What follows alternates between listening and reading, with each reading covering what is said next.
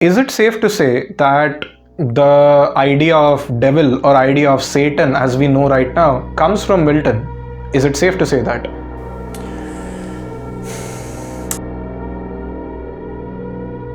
Hello Liam, how are you? I'm very good, thank you, Reddy. How are you? I'm good as well. So what are you up to these days? So at the moment, I'm working on 18th century print culture of print. So that intersection between word and image, specifically looking at the visual, I'm looking at gallery culture, how in the 18th century, a lot of British people typically coming out of the interregnum had a lot more money in their pockets, had a lot more financial sort of situations to play with. They were able to spend more money on leisure activities that they couldn't have spent money on before. Print culture also exploded and became very, very popular. So I'm looking at the ways in which people sort of consumed images voluntarily through a rise in illustrated books, through paintings, through prints, through attending galleries such as John Boydell's Shakespeare Gallery, also the Milton Gallery as well that Henry Fuseli put together at the end of the century as well. So lots of interesting intersections going on between the word and the image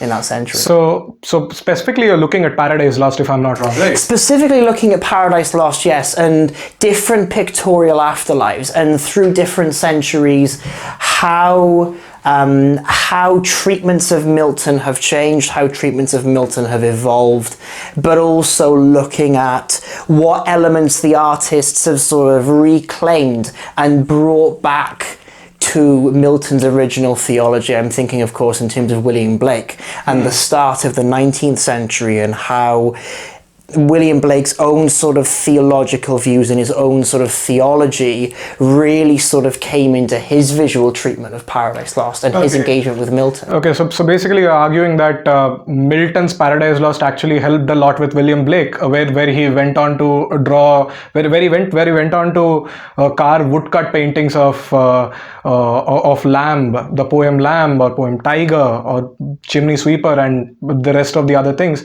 But I'm more interested in your in the primary part of what you just said about particularly Paradise Lost. So, I mean, again, we both are again literature scholars. We are looking at literature from different views. I've studied Paradise Lost myself as an undergrad and postgrad as well. But one of the most peculiar views that I found out about Paradise Lost is the book one. At the end of book one, we have all the demons coming in. Should I call them demons or should I call them angels? I have no idea. Demons, archangels. Yeah, it's certainly very much a bit of a grey area, and that's where those early illustrations are quite interesting in terms of they preserve the angelic qualities of Satan having just fallen. So it is a bit of a grey area, so I understand. So my understanding back then when I was in my masters was Milton was also much more influenced by the mercantile capitalism that was going on in Britain at that point of time, where Bank of England opened and colonialism, the Honorable East India Company opened little later, and then you have mercantile capitalism going on across the world. So we have Mammon, we have Moloch, we have Baal, who are digging up the earth. We have pandemonium coming up. So I mean, how do you look at that particular aspect of Paradise Lost? Because we'll come to Satan later. I'm much interested about talking about Satan and Milton's theodicy question. But first, let us discuss about that particular part of it, the mercantile capitalism that was present in Paradise Lost that many people overlook. Yes, that's quite an interesting question. Are you asking me in terms of the text in isolation from the images, or the text in isolation? Okay.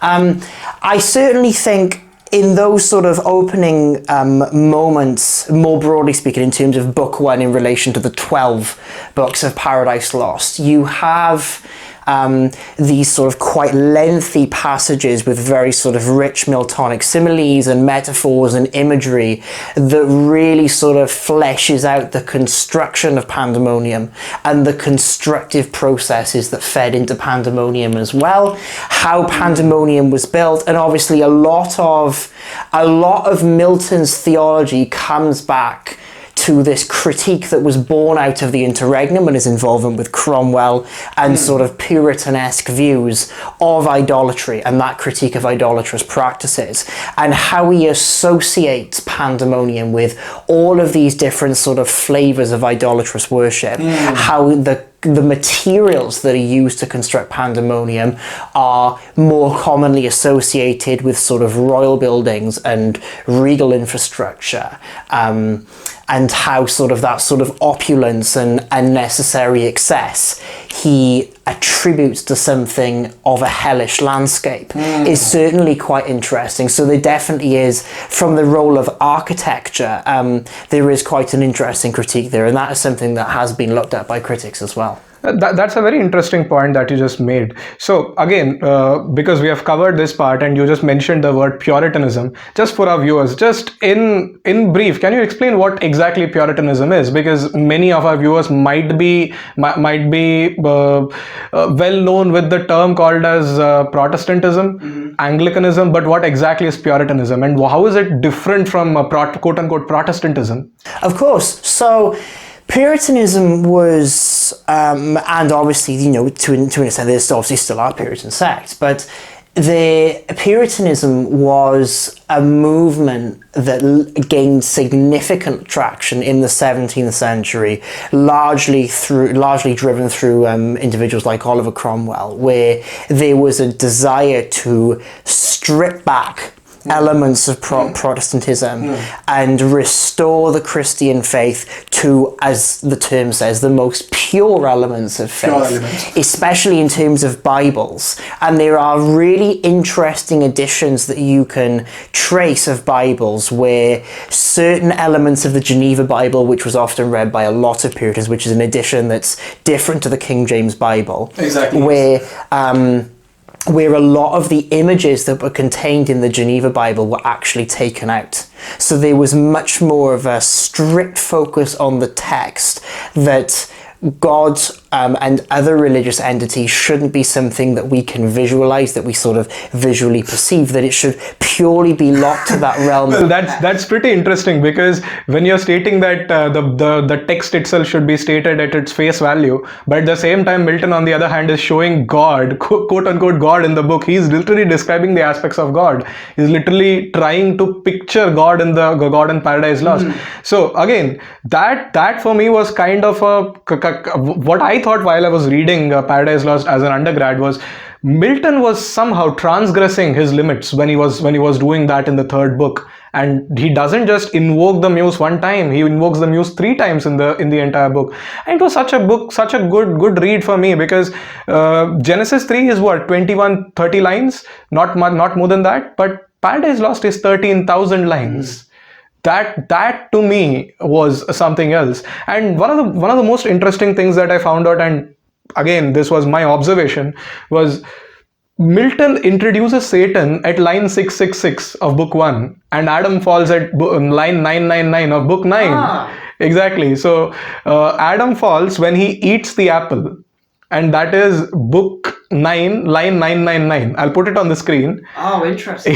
Yeah. So that was my pure observation. I don't know if Milton did it deliberately or did it just happen? I have no idea. Oh, that certainly is interesting.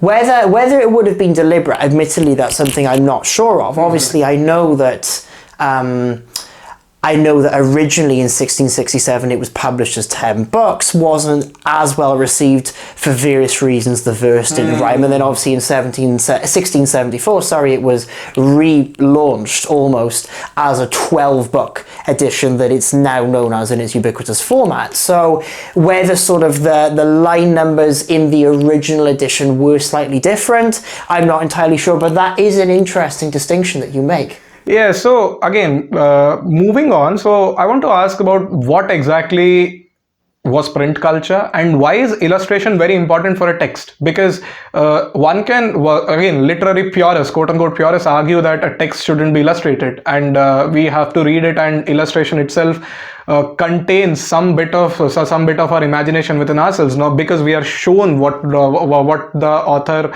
or the writer or the poet wants to tell us. So why is print? Why is print, and why is the illustrated culture of books very important to us? Excellent question.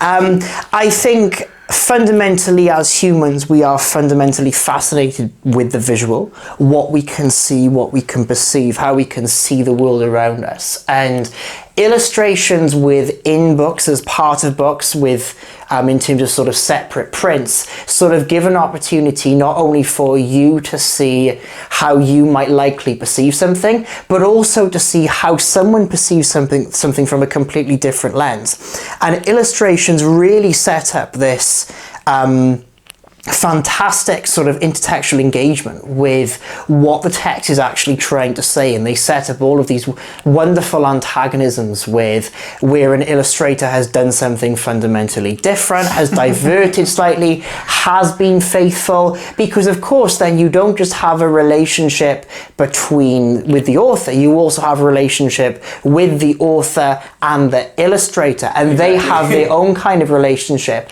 Sometimes it might be the case, as with Charles Dickens and George Cruikshank, that they frequently collaborated, and Dickens, as proven in a lot of his letters to Cruikshank, tried to have a lot of oversight on what he wanted Cruikshank to illustrate. Whereas in other circumstances, in the case of any edition of Paradise Lost, even though Blake, for instance, felt very theologically connected to what Milton's text was originally trying to do, obviously, by the time Blake came to illustrate Milton's Paradise Lost, Milton himself had been dead for well over 100 years. Exactly. So yes, there is that disconnect in that relationship, but there is a new relationship that's kind of formed in the way that that text has been reevaluated, reinterpreted, reimagined, revisualized. But then there's also the other argument of quite simply convenience, especially for target audience, especially for children, having images, having something to help stimulate their brains, something to help support the reading experience as well. There's obviously the element more recently where that sort of feeds into the shift in graphic novel culture, where the visual kind of supersedes the importance of the textual, where the visual takes dominance. So that relationship has timelessly, I think, proven its importance to literary culture more broadly. You just mentioned that because illustrations also helped a lot of children to get into literature. Yes, that is the case, because Alice in the Wonderland and Through the Looking Glass were really good illustrated books that became like big sensations in the mainstream. But I'm just curious about this thing. How much famous was Paradise Lost among children? So there is, admittedly, it hasn't come into my research just yet. I am aware of an edition of Paradise Lost that was that was marketed for children, I think in the 19th century. So did they remove all the explicit parts from it, the sexually explicit parts from the poem? It would certainly be interesting to discuss that. Yes, I mean, I know in terms of that first illustrated edition, which was sort of financed by subscription, it was obviously marketed towards, as the subscription list actually says, nobility and gentry. So there was not just marketed to adults, but obviously more upper class adults in terms of sort of the financial backing of the book. I certainly know that there was a theologian, John Beale, who was one of the sort of the early commentators on Paradise Lost. So obviously sort of religious scholars were also engaging with the work as well. In terms of where children came into the equation, that I think is something that I can certainly explore in future research, but it is definitely something that's very perfect. So again, coming to the question of reception, we obviously know that the time that Milton lived in was a very polarizing time for England. That was a time when Oliver Cromwell took power. That was a time of civil wars. The entire country was in turmoil. And at a time when Puritanism was its highest, and Milton releases a book that literally states Paradise Lost, and he mentions God. He literally shows how God looks like, and And again, maybe, yeah, theodosic question. He does answer the theodosic question in it. But how was it received? Because as far as I understand, in an ultra orthodox society, if you portray God in a certain manner, or even if you try to portray God, that itself is overreaching to a lot of people, and it might have upset a lot of clergymen as well. So how was it received back then? It's an interesting point you make, because as an aspect, as I touched upon before, as an aspect of Puritanism, and Milton officially wasn't a Puritan, but obviously there were theological beliefs and underpinnings in what he wrote, not just in Paradise Lost, but his wider material of tracts, pamphlets and texts. There were sort of Puritan elements of what he was writing. Idolatry is obviously a massive part of Puritanism, and that idea of visualizing God as a forbidden owner, because it gives you something to worship, as you said. At the time, Milton, because of his reputation, and Milton had to go into hiding for a while to sort of avoid charges for regicide in his role in King Charles I and iconoclasm. Yes, absolutely. So he was certainly not a popular figure, and he was very controversial. And I know that originally Paradise Lost didn't sell well until 1667, probably because of the verse wasn't rhyming. And also sort of the book format obviously was changed in 1674 quite radically. So whether that was sort of more stylistic rather than thematic. But what did happen at sort of the turn of the century, and especially into the 18th century, which is where a lot of my research is now, Milton became significantly more popular. Milton became significantly more popular after a long time after he was dead, basically. A long time after he was dead, and there was sort of a significantly resuscitated interest in looking at Milton and talking about Milton. Joseph Addison's articles in The Spectator at the beginning of the 18th century were very, very popular. They had started to emerge lots of different sort of critiques and critical editions of Milton, supplemented with footnotes and endnotes, and looking at sort of Milton's text from a critical lens and sort of critiquing it. So the engagement really sort of went through the gears. It's quite enjoyable for me as a scholar working with Milton, that obviously you work in the 17th century, there's not much criticism to engage with from the time, whereas you get to the 18th century and suddenly it's like Pandora's box opening, that you have so many different realms to explore.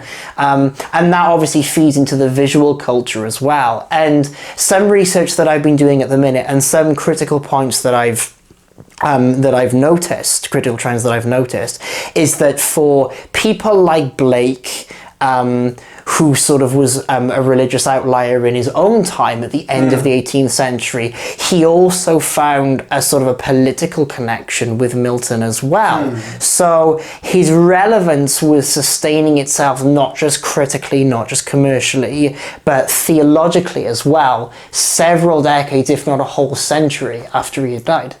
That's quite interesting, because as you mentioned about footnotes and the critical edition, because when I was reading it for the first time, it was Greek and Latin to me, because I couldn't understand anything, because I was not a practicing Christian. I'm a Hindu. I've never read the Bible until then, so I had to read the Bible at least 4 times to understand what the hell was going on, because it was not as simple as just reading the story of Adam and Eve and you'll understand it. There are so many biblical references from it that I had to basically I had to go through all the books of the Bible again. So again, every line of Milton again has some sort of mystery to it, because he brings in some kind of intertextuality to it, and that was something that was really interesting to me. But yeah, I mean that was really an interesting point that you made, that after he was long dead, a lot of interest came upon people. But what I was very, very surprised, and while I was looking at Milton's Paradise Lost for the first time, was he wrote it in an epic format, and epic was long forgotten by then. Correct me if I'm wrong, but epic, I felt it was long forgotten. Yeah, it was revived way back after the Restoration Age, when we have figures like Andrew Marvell, we have figures like John Dryden, and maybe is Andrew Marvell from that era? I'm forgetting. Andrew Marvell wrote a poem that came right at the start of the 1674 edition of Paradise Lost. But it's really interesting that you mentioned Dryden there, because Dryden actually produced an epigraph that came as part of a frontispiece of one of Milton's Paradise Losts that talked about three distinct poets in different ages born, and he sort of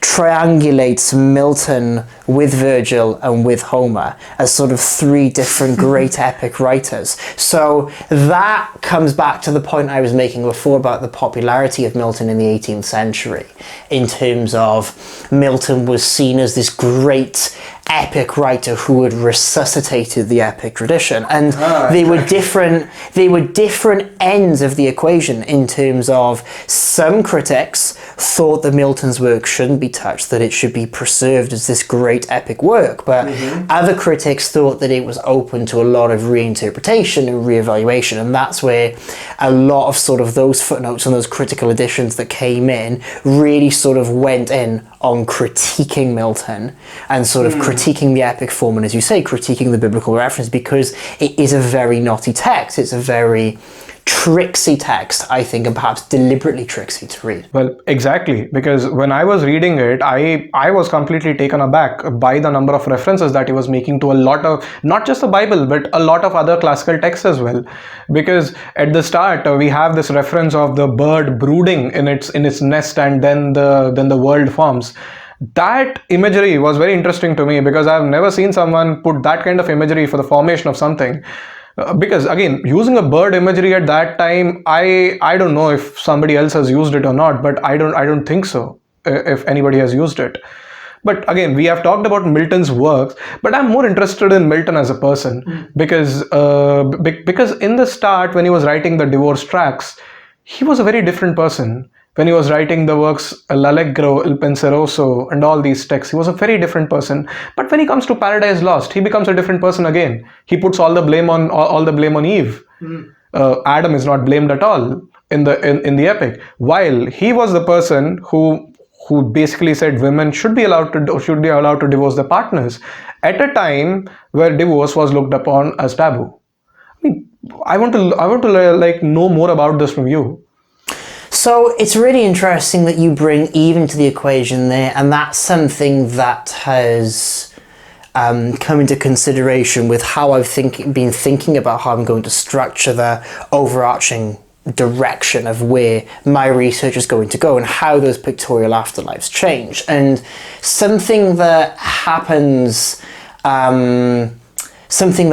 I noticed when I was reading by, I forget the name of the author, Lolly Willow's fantastic book by a female author, and she includes a section in there about Paradise Lost, and around the same time, this is early 20th century now, there are two female illustrators, Mary Groom and Carlotta Petrina, who have done illustrated editions, contributed towards illustrated for private presses of Milton, and their perceptions of Eve are distinctly different. How are they different? Previous in terms of Eve's sort of autonomy, in terms of just the way that Eve is presented, and the other interesting point that you make there as well, in terms of how Eve is blamed for the fall of man, and especially in sort of the sequences of Satan, Sin and Death in Book 2 and William Hogarth's painting and Fusey's painting,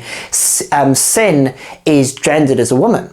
Yes, exactly. So there certainly are those gender disputes that are going on throughout Paradise Lost, and that is especially interesting when it comes to the 20th century, and where those female illustrators, by contrast to the male illustrators that have preceded them, perceive the role of Eve differently within the text. And I think I haven't done enough research on it at the moment, but that's something that I would certainly like to discuss when it comes on to that stage of my thesis at a later chapter.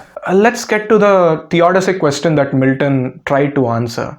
Like, again, I don't want to explain the theodicy question. You're the scholar for that. So, like, tell us like what exactly is the theodicy question, and how does Milton answer it in the text? Because as far as understanding goes, a lot of people just kept on asking it. They didn't get the reply. Even a lot of other scholars that came before Milton couldn't answer that in the way that Milton answered. I just want to know the answer from you. I think it's a difficult question to answer, and I also think it's a difficult issue to try and precisely pinpoint what Milton's theology actually was. And I think that you, whoever else, we could have 100 different people who could all write a thesis on what Milton's theology actually was. And I still think that it would be very, very difficult to come up with a concrete answer. Largely for many reasons, as you say. Milton's theology changed throughout his life, his divorce, his trip to Italy, and how that sort of shaped his views. And even though he wrote the Doctrina Christiana right sort of at the end of his life, his theology still remains very knotty and very complicated, and I do think it's a hard question to answer. I think there are different facets of Christian theology that occur at different moments in Milton's text. There is a scholar that you can find scholarly works that talk about how Milton was shaped by Puritanism and how Puritanism fed into Milton's text, as I've said, in terms of idolatry, for instance. But then there are other critics who talk about how Milton adopted the stance of a Christian Hebraist, where he adopted elements of Hebrew theology and incorporated that into sort of his own kind of Christian theology and sort of blended. That's interesting. Yes. I didn't know that Milton actually also included a lot of Hebrew theology in his works. I never thought of that, but that's really an interesting point. But when again talking about illustrations, because again, like as you said earlier, illustrations again give us a very interesting view of how somebody looks at it. Like, tell us about like how was Satan presented in those illustrations when they came up at the start. The role of Satan in illustrating Milton is incredibly interesting to me, because not just in terms of the visual, but the critical and the commercial, and how that reception of Milton changed throughout history, especially in the 19th century, where Satan started to be perceived as the protagonist of Paradise Lost, and how that critical view with the Romantics of Satan himself changed. And you have this figure, especially in the works of Fuseli and Blake, of someone who's very sort of almost elegant and very attractive and very muscular. But you still have that idea of the attractive Satan in the first illustrated edition, where he's attired in Roman garb, he still has his wings, his facial features are still quite human. It's a Romanesque sort of like attire, because... Was there a reason to that? Because Roman garb in a painting, isn't that, I mean, I'm assuming again, I might be wrong at this, isn't Roman garb considered something to be very good, very noble, and attributing that to Satan again isn't that a little too far? There certainly is that perception, yes, and there also is the element of the Christian combat myth as a god sort of against Satan, that some of those early illustrations were certainly replicated, and for anyone who wants to look at it, there's the book 1 plate of the 1688 illustrated edition presents Satan with sort of outstretched wings, with a spear sort of pointing downward into sort of the flames, the wavy sort of flames of hell. So he looks very sort of combative. That framing of Satan sustains itself into Francis Hayman's editions in 1749, where Satan also has Roman garb, but he critically has the addition of the shield. Now that first illustrated edition focuses on the spear, so Satan is sort of very sort of aggressive in a very sort of attacking stance, but there's a little bit more nuance and a little bit more balance to that presentation of a combative Satan in 1749, where you have have Satan with the shield, but you also have Satan with the spear as well. So he's embracing more element of that position of someone who's combative. So it does depend on how you want to read it, but sort of the presentation of Satan as this, as you say, this quite sort of noble figure, but this sort of noble soldier, almost sort of ready for a conquest against heaven, is quite interesting. Well, again, is it safe to say that the idea of devil or idea of Satan as we know right now comes from Milton? Is it safe to say that? I certainly...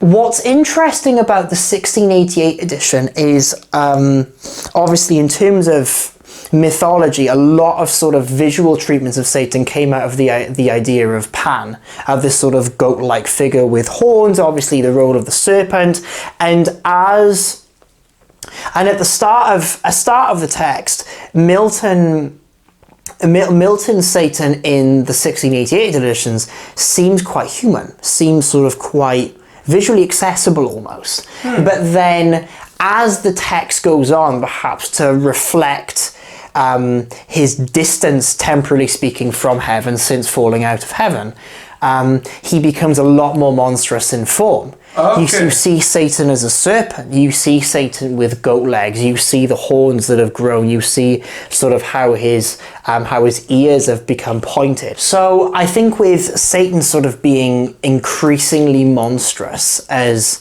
the narrative of Paradise Lost progresses is quite interesting, but there obviously is that tension that right at the start of the text and sort of in the early passages, whether you're looking at those early illustrations by Aldrich in 1688 or whether you're looking at Francis Hayman's illustrations in 1749, you initially see this very human Satan, which is quite striking. And it would be hard to, in my opinion, argue against the idea that humanity must have fed into that romantic perception of Satan that we saw with Fuseli, with Blake, with drawings of Satan presenting him sort of very, very elegantly.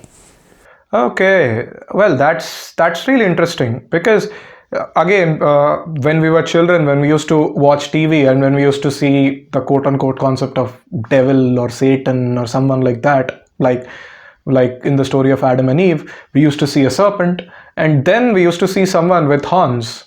And then we have that image of that stereotypical image of a devil holding a trident, and there is this big pot of oil where Satan is standing as if he wants to eat other people who are coming in. So this stereotypical image of Satan, as a child, it was baffling to me. But when I read Paradise Lost, it kind of became okay. I kind of understand where this is coming from.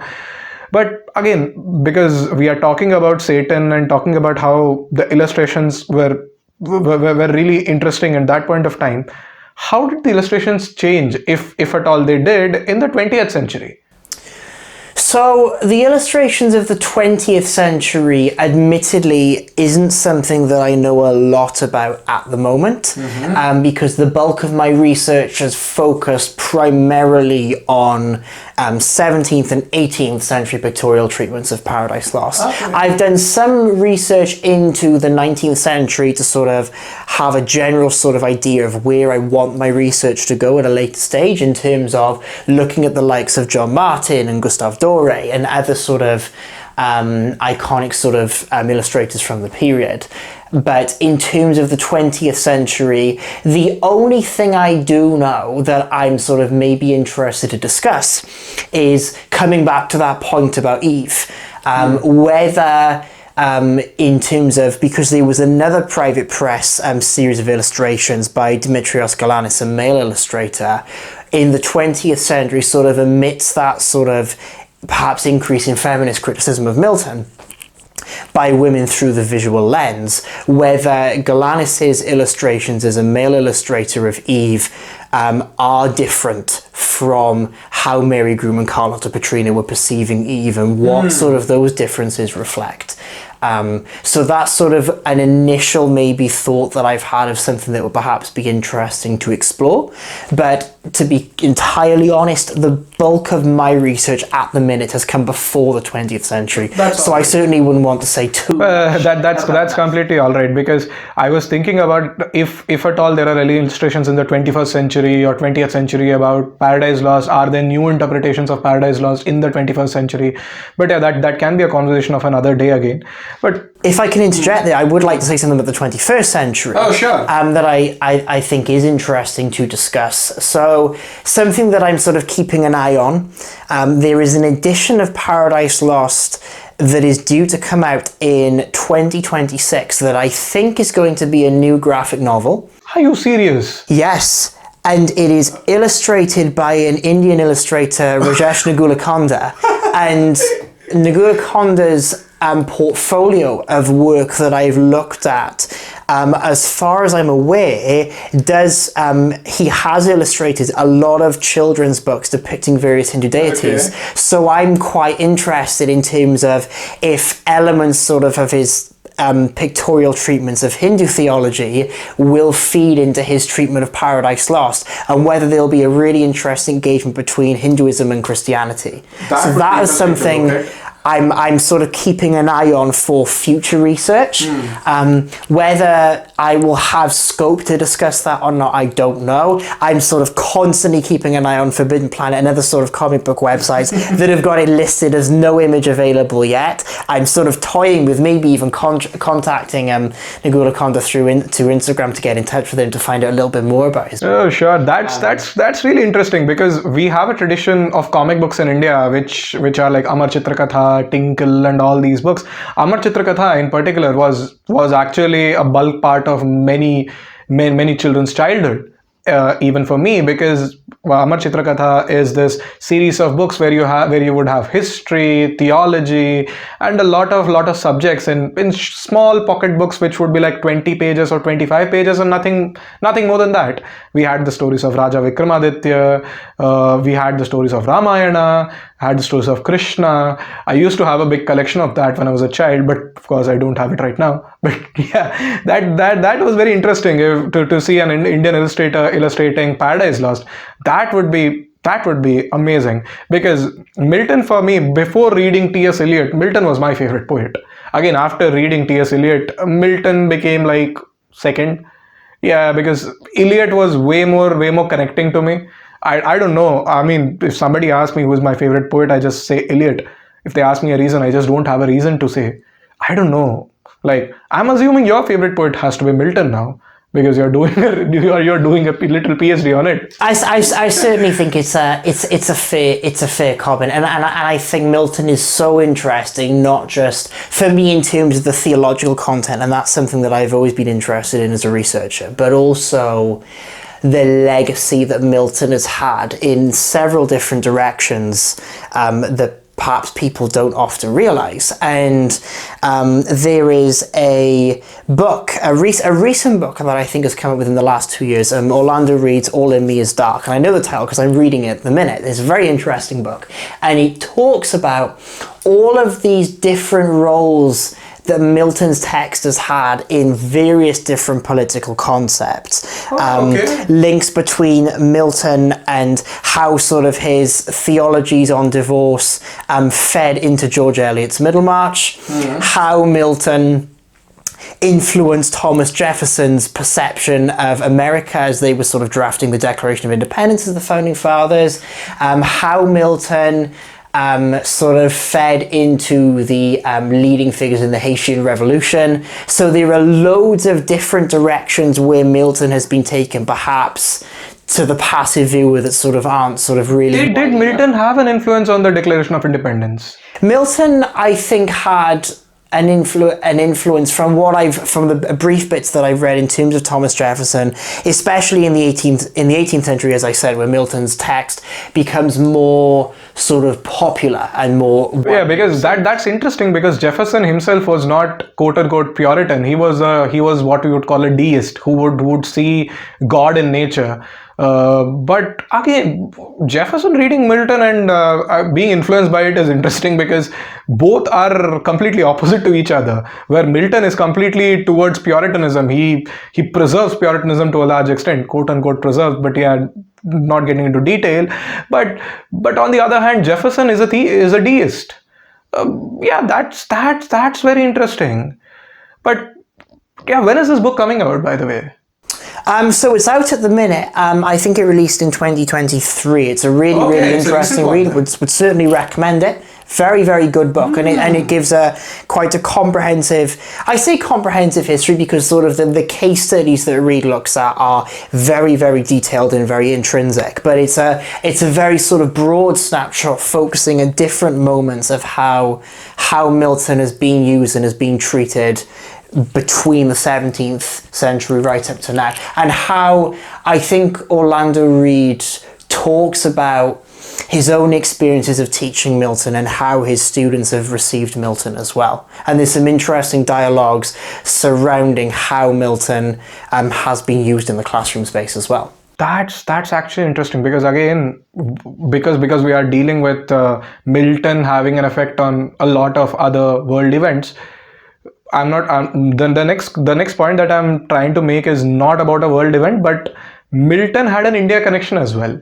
Because in Paradise Lost, there is a mentioning to India, there is mentioning to Mughal India, there is this mention called as Elysian Fields and all these places. So for Milton, and as I assume for a lot of British at that point of time, because India wasn't colonized back then, India was some sort of heaven or some sort of utopia for a lot of people. Would you agree with that?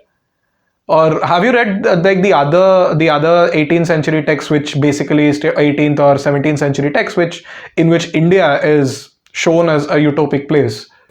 So I haven't, that raises some really interesting points that I'm going to consider for my own research, especially in terms of the 21st century edition by Ngula Konda that I'm hopefully going to look at eventually. I have seen a few statistics, and please do correct me if I'm wrong, about the sort of the role of Christianity and how widespread Christianity is as a religion in India. Is that true to an extent? It's not very big of a religion. Christianity, again, if you go in a chronological order, Christianity existed in India way before it existed in Britain. So it was way back from Thomas the Apostle, from 5th century and 6th century. It's way back. But the bulk of the Christianity that is present in India can be traced back to the colonial times. So yeah, a lot of colonial missionaries had a big impact on spreading Christianity in India. And we have had really good poets from the diaspora as well. Because when we look at people like Henry Vivian Derozio, when we look at people like Michael Madhusudan Dutt, I mean, amazing poetries. Because these people were again very much influenced by a lot of British poets that wrote in the time when Milton wrote as well. But yeah, that was really interesting. So again, when we were reading Paradise Lost during our undergrads, we were also told, correct me if I'm wrong, that Milton was blind when he was writing the epic. How true was it? Was it actually true that Milton was blind? And if he was blind, how did he write it in the first place? So I think my memory on the exact details are hazy. Milton went blind, I think, roughly halfway through drafting Paradise Lost. And his daughters he would sort of recite it to his daughters and they would sort of read it back to him. So he would, so that really, I think, nicely and succinctly comes back to the point that we were talking about much earlier about the role of the visual and Milton in terms of how he was trying to visualize something. And it's interesting in terms of the doctrine of Christianity and sort of where sort of Milton does try and sort of tempt the idea of the visual constrained within his headspace, because of course I sort of talk about how, you know, sort of we are fascinated by the visual and in terms of what we see, but obviously for someone like Milton who wouldn't have been able to see, that sort of role of the visual is sort of much more constrained to his imagination, to what he thinks he can perceive, you know, to what he thinks he can see. So there are sort of works that talk about Milton's visual imagination, and obviously in his head he would have had to sort of work harder to sort of conjure up these images and try and sort of think about how he was sort of framing Paradise Lost. So that sort of role of blindness and the loss of sight in terms of that visual imagination certainly is a very interesting link. Did any scholar kind of state that because Milton was blind, God gave him some kind of extra power to write an epic of this large scale? Did any scholar mention something like this, or did people perceive it as such? I certainly don't know. I certainly haven't done enough research to know firmly if that's the case. I would certainly say that something of interest to people might be Stephen Dobransky's Milton's visual imagination, which talks about sort of the visual role that sort of fed into Milton's drafting of Paradise Lost and his creation of Paradise Lost. And there could be some interesting sort of contextual factors there where Dobransky might tap into other realms of research, or Dobransky might talk about from sort of his own understanding of the question that you've asked. So that might be a good starting point in terms of if that's something you're interested in, or if the viewers are interested in. Well, because when I was reading this text, I'm sorry, I don't remember the exact title, but there's this character of Tiresias. The character of Tiresias, if I'm not wrong, that comes from Ovid's Metamorphosis or the other texts. I think it was Oedipus. I think it was Oedipus or Ovid's Metamorphosis. When again it is shown that because Tiresias is blind, he has a lot of wisdom in him, and because Oedipus is not blind, he doesn't have any kind of wisdom, he has hubris in him. But the minute he loses his sight, a lot of wisdom comes to him. I was just thinking if that would have been the same case, that a perceptive case in case of Milton, because Milton lost his sight while he was writing it. And I just empathize with Milton, because he wanted to do this big task of writing 13,000 line poetry, and in between his task he just goes blind. And that is kind of that was kind of a moment where I thought, okay, life sometimes can be cruel to artists as well. But I was again I don't remember the exact event, but there's some story about Andrew Marvell and John Milton, where Milton was locked up in some jail and Marvell came and saved him. Do you know something about that? I don't know anything about that. No, I know Marvell and Milton would have had a relationship because obviously of the poem that Marvell wrote ahead of the 1674 edition. I certainly wouldn't be surprised if something like that had happened, given how unpopular Milton was, as I've already discussed. But yeah, that certainly sounds like Milton to get himself into a crazy situation. Well, because if you're writing something like Iconoclastes, and then basically stating a king has to be killed, and also the other text that he wrote, which was opposing Charles I's book, Icon Basilic. That was very interesting to me, because when I was reading Icon Basilic, it literally sounded like a propaganda piece. But so did Milton's work as well. So Iconoclastes was the response to Icon Basilica, yes, and what Milton does is chapter by chapter sort of follows. It's almost a parody of Icon Basilica. Quite literally, iconoclastic. Yes. He's destroying the image that the king built for himself, not just textually in what the king writes, but also visually in the engraved frontispiece of where Charles looks like a Catholic martyr, where he's kneeling at an altar and he's sort of got the light sort of pointing either side of his head. But Milton goes through, like Icon Basilica, sort of goes through line by line sort of different elements of where Charles has sort of redeemed himself and has proven that he's a noble Protestant king. Milton goes through also chapter by chapter sort of assassinating every single point that Charles makes.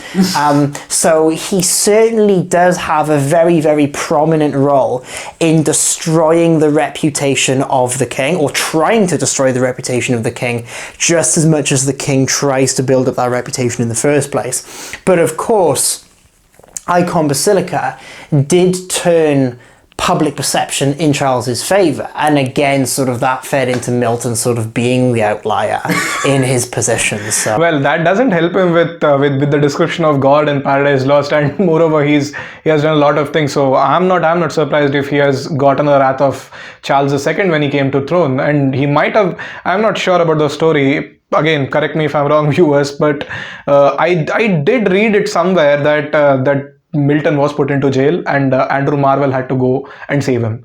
And yeah, because we are again ending the podcast, we are at the end of the podcast right now. What would be your recommendations for people who want to do their research on Milton? Because I'm sure that there are many people who want to do their PhD on Milton. Many people who love Milton a lot, love Paradise Lost a lot, and love the other texts by Milton a lot as well, especially Paradise Regained as well. But what are your suggestions to those people? Fantastic. So I would certainly get yourself a nice critical edition of Milton's Paradise Lost, the Longman edition, which is the sort of pale blue colour, which is sort of quite thick, has lots of big footnotes and is fantastically detailed. I'd certainly recommend that. If you're interested in sort of the visual sort of perception of the text, John Milton's Visual Imagination by Stephen Dobransky, as I've mentioned, is also recommended. Gordon Campbell and Thomas Corns, who are sort of expert scholars on Milton himself. John Milton, Life, Work and Thought is another really sort of good comprehensive biography of Milton's entire life that sort of talks about all of the different details of Milton. So look no further for Milton himself. At the minute, I'm reading and rereading Louisa Calais' book about Milton's gallery and turning readers into spectators. That's an absolutely fantastic... Turning readers into spectators. That's a fantastic title as well. Yes. Fantastic title as well. Absolutely. And it's sort of, and Calais talks about the role of the exhibition space and how exhibitions and sort of how we sort of move around the gallery space and sort of we have this sort of visual narrative that unfolds in our eyes. So that's also really interesting. So those are some snapshots of some books that I would certainly start with if you're looking not just at Milton, not just at Paradise Lost, but in terms of the visual culture associated with Milton more broadly. Wonderful. Thank you, Liam. Thank you for coming in. Thank you so much. It was wonderful talking to you. Fantastic conversation. I couldn't agree more. Thank you.